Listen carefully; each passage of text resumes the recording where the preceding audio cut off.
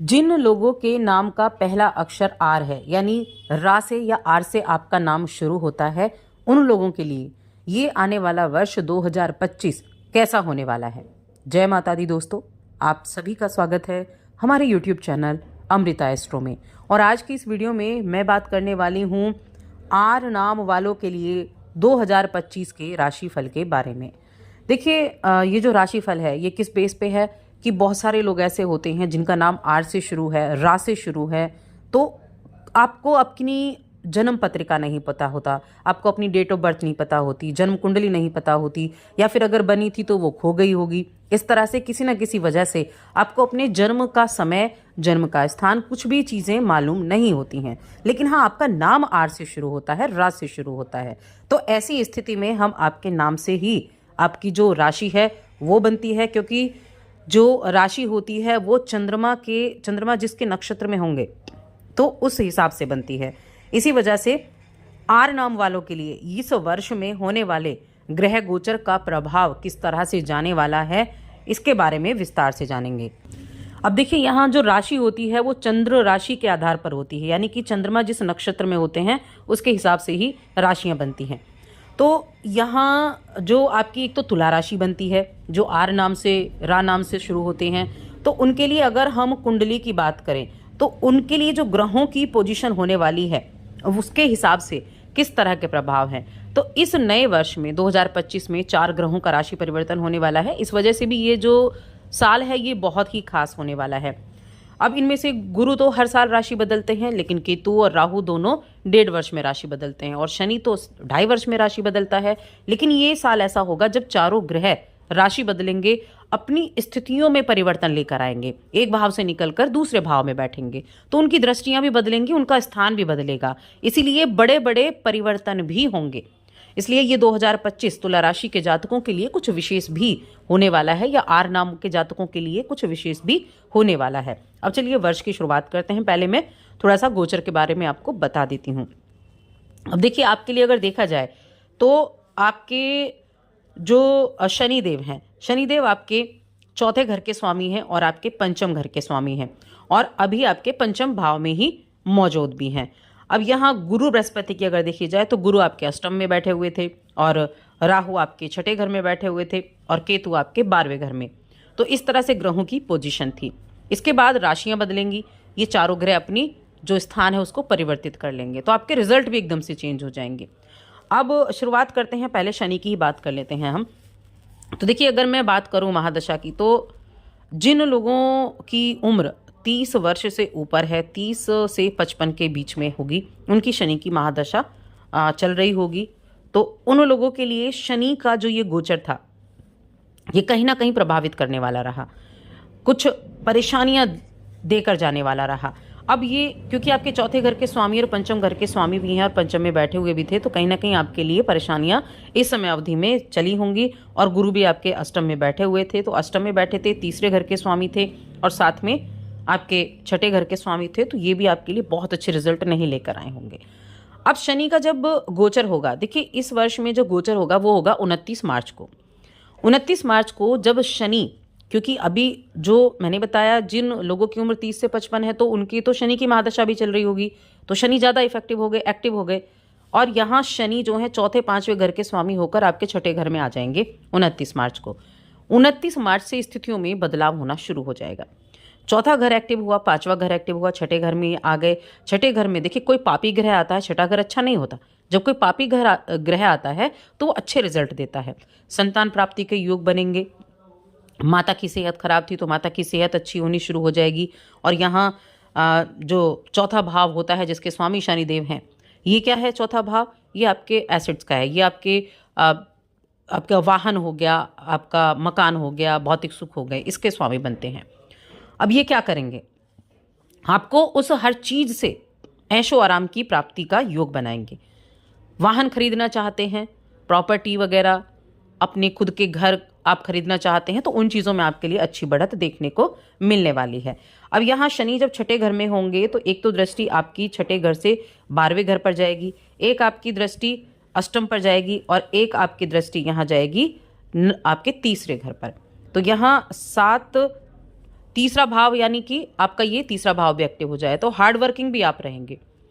शादी विवाह के योग भी बनेंगे। बुद्धि का बड़े अच्छे से इस्तेमाल करेंगे शनि के गोचर के बाद, जब शनि राशि बदलेंगे तो यहाँ चीज़ें जो हैं कहीं ना कहीं ठीक होनी शुरू होंगी। कोई कर्जा वगैरह है, कर्जे को उतारने का कार्य करेंगे। शत्रु आपके जो हैं वो काफ़ी ज़्यादा, आप शत्रुओं पर विजय प्राप्त कर सकते हैं, शत्रुओं को आप दबा सकते हैं। लेकिन क्योंकि शनि की महादशा इन लोगों की चल रही होगी, अगर हम आर नाम से देखें तो महादशा चल रही होगी तो इसलिए परेशानी भी थी। तो शनि के उपाय आपको इस वर्ष में करने हैं जो मैं आपको वीडियो के अंत में बताऊंगी। अब मैं आ जाती हूँ गुरु बृहस्पति पर।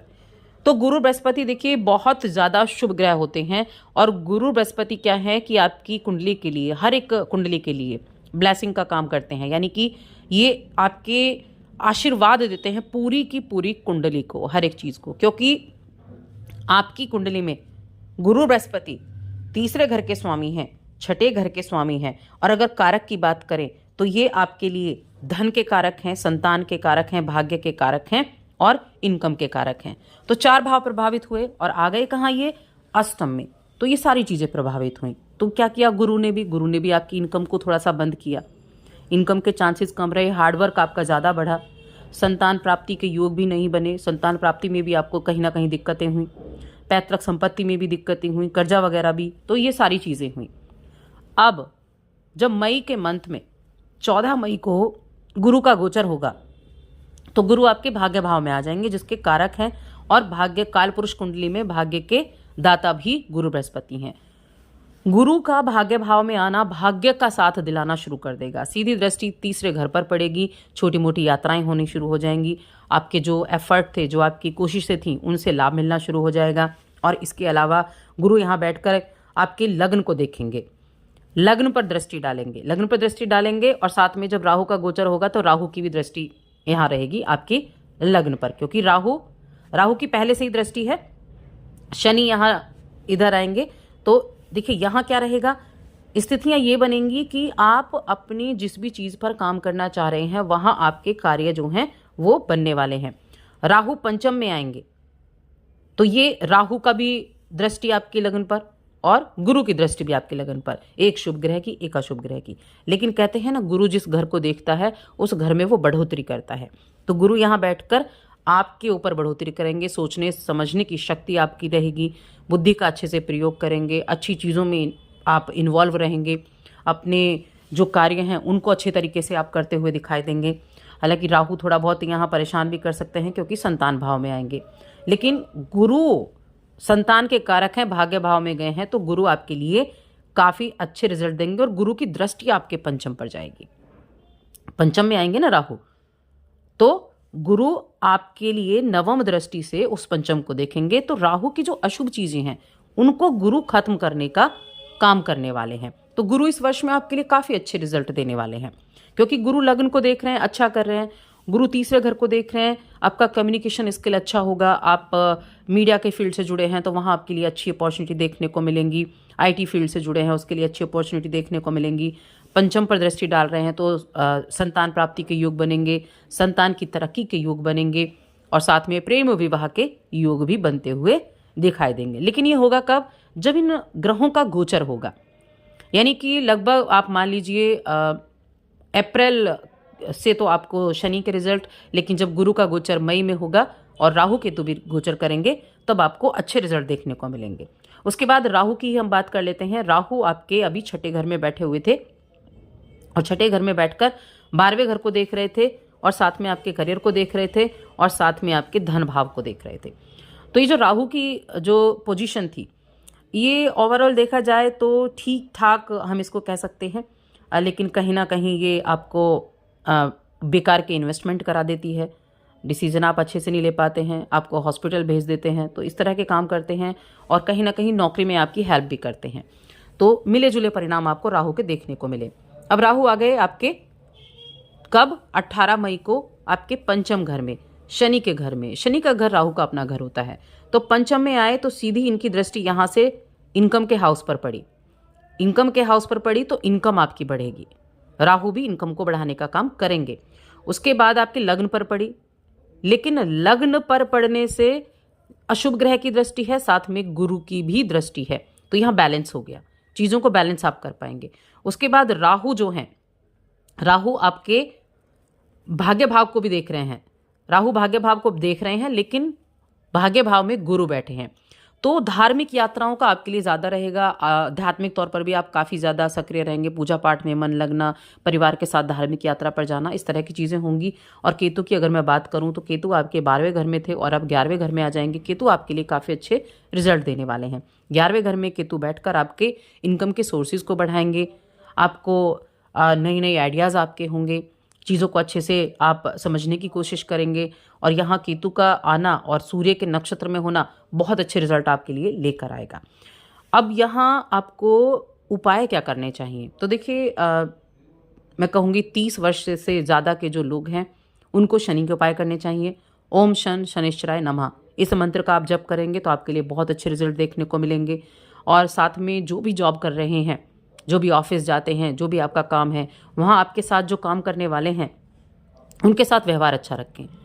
कम्युनिकेशन आप अच्छा रखें, क्योंकि शनि इस चीज़ को बहुत देखते हैं कि आप अपने जो सहकर्मी हैं या फिर आपके एम्प्लॉय हैं, आपका काम है खुद का, उनके साथ आपका व्यवहार कैसा है, क्योंकि महादशा चल रही होगी। तो अपने ऐसे लोगों के साथ अपना कम्युनिकेशन बहुत अच्छा लगे, बहुत अच्छे से बात करें उनसे। किसी से बेकार की दुश्मनी मोल ना लें। इन चीज़ों की तरफ आपको ज़्यादा फोकस करना होगा। तो शनि के मंत्र का जाप, और शनिवार के दिन काली दाल का आप दान भी कर सकते हैं। तो शनि के उपाय आपके लिए काफ़ी अच्छे रहेंगे। तो बस आज की इस वीडियो में इतना ही। वीडियो कैसी लगी कमेंट करके बताएं। चैनल पर पहली बार आए हैं तो चैनल को सब्सक्राइब ज़रूर करके जाएं। जय माता दी। धन्यवाद आपका।